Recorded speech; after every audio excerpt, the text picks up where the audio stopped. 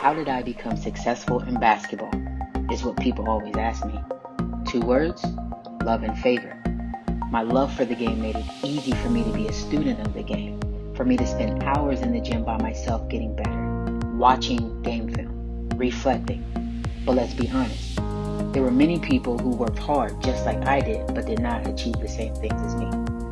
That's where God's favor comes in. I can't talk about my basketball success without talking about God's hand in it. So let's talk God and hoops.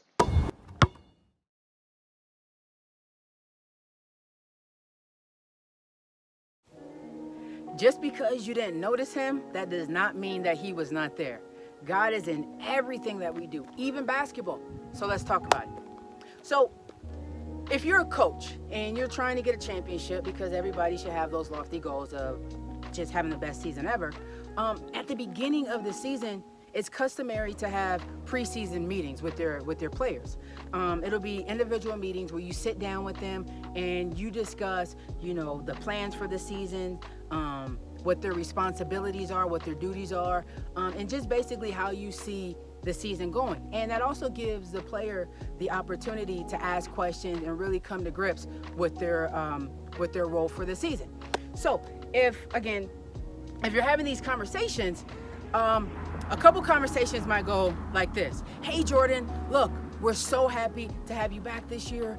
Man, this is our year. We're going to get a championship this year, but we need you to do you. We need you to be hanging in the air with your tongue out. Like, we need you to shoot your last shot. We need this from you, Jordan. Like, do you. He might have another conversation with Scotty, like, yo, Scotty, listen, I'm so sorry about the raw deal that management gave you. But me, as your coach, I'm here to tell you we need you. You're going to be the Robin to our Batman. We need you to go out there, push the ball, shoot your shot.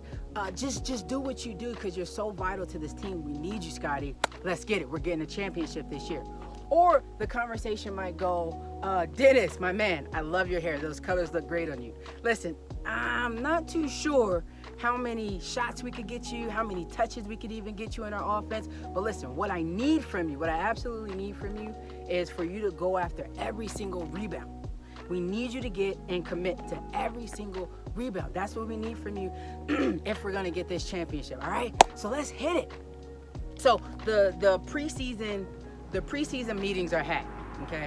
They had the preseason meetings, and now it's go time, Now it's go time, season's going, and Jordan is Jordan, sticking out his tongue, hanging in the air, like Jordan is doing his thing. He works outside of practice, okay? He goes above and beyond, and he helped his team get a championship because he was Jordan. Scotty followed the same suit.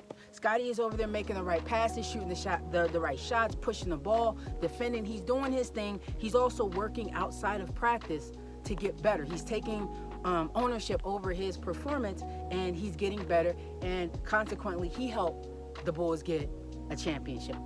And then you have Dennis. Dennis had the worst role of them all. I mean, you don't even know if you're going to touch the ball or shoot. But what did Dennis do? Dennis valued his role. He knew his role was still important, and so he committed to getting every rebound. There were games that he didn't score at all, probably didn't even shoot, but had 20 rebounds. Dennis had the mindset that his role was valuable. He too worked outside of practice, went above and beyond, and he helped them get a championship. And that's how the 97 Bulls got their championship, because everybody knew what their role was. Everybody valued their role. And so at the end of the season, when you have your exit meetings, everybody's conversation was the same. In the beginning, everybody had different conversations, but at the end, everybody essentially got a well done. You killed it. We got the championship. See you next year. And so that's cool. That's basketball. But that's how the journeyman would have wanted his servants to respond, like the 97 Chicago Bulls in this parable that Jesus told. Jesus told a parable in Matthew chapter 25 about a journeyman who went out and left his servants with his possessions. Now, real quick, a parable is just a story that is told to really help drive home the principle.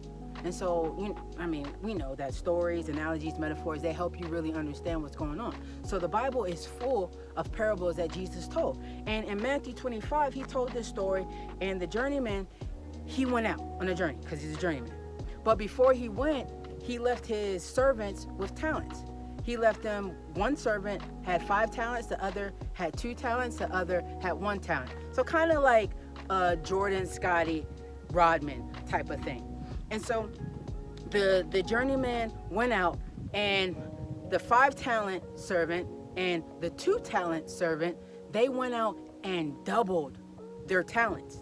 And keep in mind, just to make this a little bit more clear, talents can be a skill, a gift, or even money. Okay, so they went out and doubled that.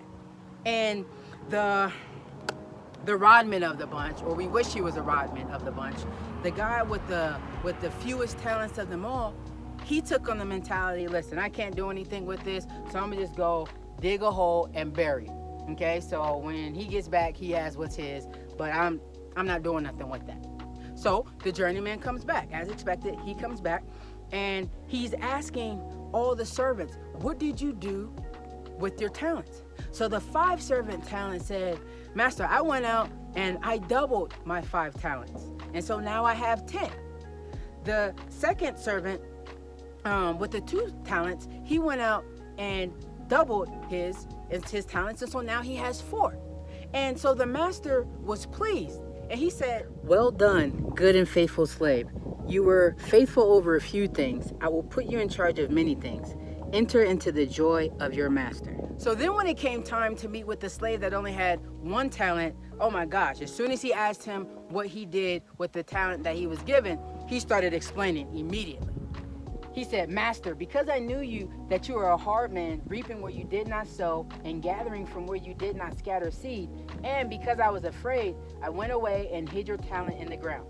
See, you have what is yours. So basically what he was saying was, listen, dude, like you're a hard master. Like there's no way I could have given you what you expected. Like you gave me 1 talent. Like I don't know what I should have done with it. So basically I did you a favor and I just kept it safe for you. So here, you could have what was yours, you know? And the journeyman was like, you evil and lazy servant. He went on to say, I would have been better off just taking my money to the bank. At least I could have gotten some kind of interest for it. But when I gave it to you, you did nothing with what I gave you. You returned it just how what was the point of giving it to you? And so here's what I'm saying. He had his 1 talent, and he didn't do anything with it. For whatever reason, he didn't do anything with it. That unit was not a championship unit. Like, no matter what your role is, no matter how many gifts, talents, how much money you have, like, you gotta use it and go out and double it. Like, I don't care who you think has the best dynasty, whether it's the Lakers or the Bulls or the Warriors. I'm here to tell you, God's kingdom dynasty, that's the best dynasty of them all. That is the best dynasty. And we all have a responsibility. We all have a role to play in us getting that championship at the end of the day, and us getting the well done, you faithful servant. We all have a role to play in that. And so let me leave you with these 5 things real quick. 1, we are all created in his image, but not given equal talents or opportunities. He never said we all were going to get the same gifts, but it's up to us to use what he's given us to go out and make something happen. 2, just as the servants went out to double their gifts, we can't do God's work by sitting on our butts.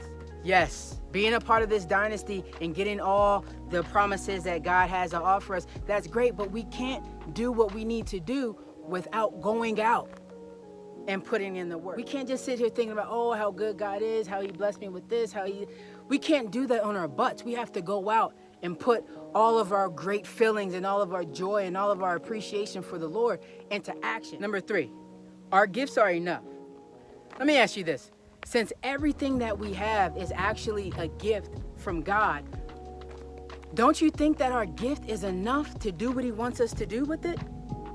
To bring joy, to share the goodness of God and his return and how merciful and how loving and all. Don't you think that if that's what he wants to do, the gift that he gave me, the instrument, the tool that I have, the talent that I have, don't you think it's enough to actually get that done? Number 4, don't compare talents. The problem lies when we think that our 1 or 2 talents are less than the 5 talents or the 10 talents. We can't compare talents. We can't compare that person's jump shot to my jump shot, or his handles to my handles, or their degree to my degree, or my money to their money. We can't compare gifts and talents, because no matter what our gift or our talent is, no matter what our circumstance is, no matter what we've experienced, it is good to do what God told us to do with it.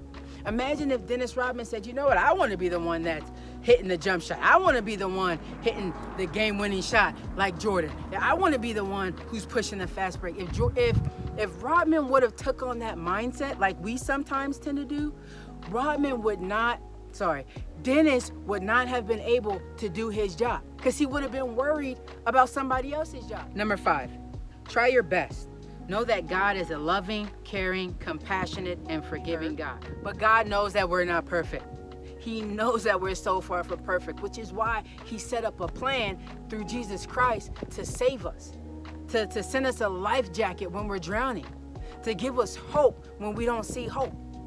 Like, he knows that God is a loving God. He's not a hard God. He's a compassionate God. That's why he looks out for us. He's a provider. That's why we get things when we don't even know where they come from. God is a good God. He's not a hard God. Despite what the 1 talent servant said, he is not a hard God. He loves us so much. That's why we are actually here today. So even with him knowing how far from perfect we are, he's given us a lot. He's given us a lot. And he's going to ask you when he comes back, what did you do with your 200 followers on Instagram or TikTok? What did you do with the beautiful voice that I gave you, or the way you play that wonderful instrument that I've given you? He's going to ask you, what did you do with your education or your community? And what are you going to say? We got to act now. We got to go out and work with whatever we have, so that when he asks us what we did, we can get an answer, well done, good and faithful servant. We don't want to be called lazy. We don't want to be called evil. We don't want him to feel like he should have gave our gifts to somebody else. At least he could have gotten a small return. We don't want that from him. We want a well done, good and faithful servant. So, even in all of our imperfections, God still has a spot on the roster for us with his championship team. He still wants us to be a part of our dynasty. And my thing is, don't you want to be a part of this dynasty? I know I do. If you want to be a part of this dynasty, want to be a part of God's dynasty, just say this quick prayer. God, I believe you are who the Bible says you are. I believe you sent your son Jesus to die for me, Lisa, so that I can live for you eternally. Search my heart, break me of my wrongdoings, and send me where you want me to go. Amen.